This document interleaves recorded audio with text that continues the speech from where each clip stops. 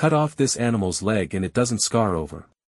It grows a brand new one, bones, muscle, nerves, the works, in a few months. Now take that further.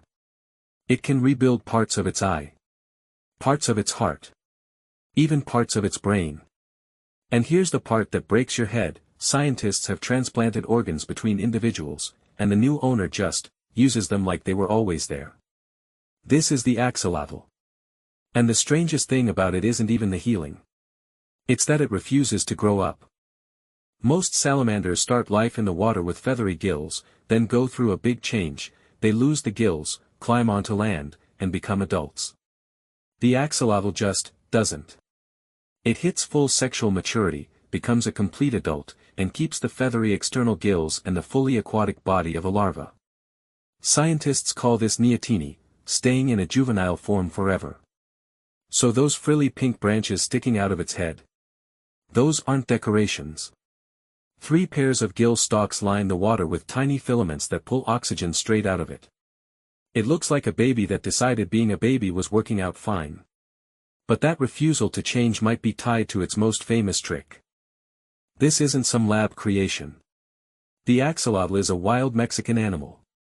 It lived in a network of highland lakes and wetlands, Xochimilco and Chalco, and likely the bigger lakes of Texcoco and Zampango.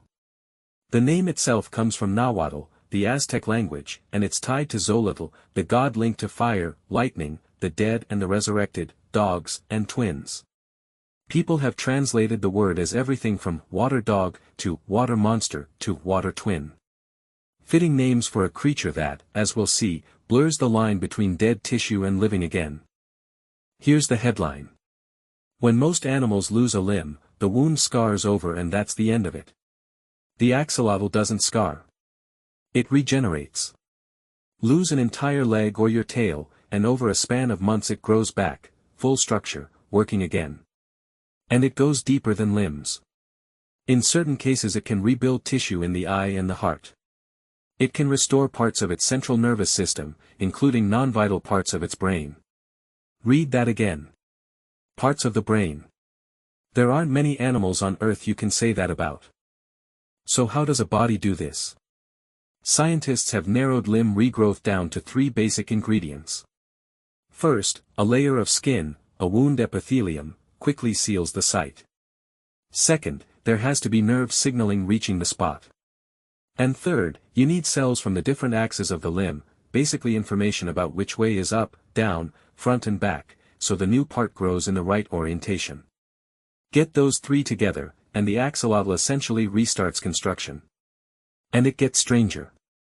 In lab work, axolotls have accepted transplanted tissue from other individuals, even eyes and parts of the brain, and put those alien organs back to full use.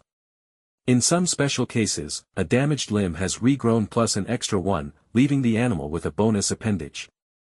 In 2018, researchers finally read the axolotl's full genetic code, 32 billion base pairs, the largest animal genome ever completed at the time. To put that in scale, it's roughly 10 times the size of the human genome. But here's the twist: it doesn't carry many more genes. It encodes around 23,000 proteins, basically in the same ballpark as humans. So what's all that extra DNA doing? Most of it is repetitive sequence and gigantic stretches between genes called introns, some many times longer than what you'd find in a human or a mouse. Buried in all that code, scientists spotted genetic pathways unique to the axolotl that may be the key to how it regenerates. Crack that, and you understand healing on a level we've never had. Now the painful irony. The animal that can rebuild itself is barely hanging on where it actually lives. The Aztecs began draining its lakes, the 20th century sped it up, and Mexico City now sits on much of that old habitat. Introduced fish like tilapia and carp pushed it further toward the edge. The IUCN lists it as critically endangered, with a wild population estimated at somewhere between 50 and 1,000 adults. And yet, there are huge numbers of axolotls in captivity. They're in labs as model organisms, in zoos and public aquariums, and in home tanks as pets, bred into pale pink leucistic forms, white and pink albinos with red eyes, gray, even near black. So the species survives mostly because we keep it. In the wild, it's almost gone. That's what makes the axolotl matter beyond the cute face. This is an animal that never grows up, that can regrow a leg, rebuild parts of its heart and brain, and carries a genome 10 times the size of ours, yet it's clinging to existence in a handful of canals near one of the biggest cities on Earth. Every secret it might teach us about healing, about regeneration, about repairing the human body, is wrapped up in a creature we nearly wiped out. Saving it isn't just sentiment. It's protecting a living instruction manual we've barely started to read. If a salamander that regrows its own brain just rewired yours, hit subscribe, we've got a whole tank full of impossible animals coming. And tell me in the comments, what creature should we dig into next?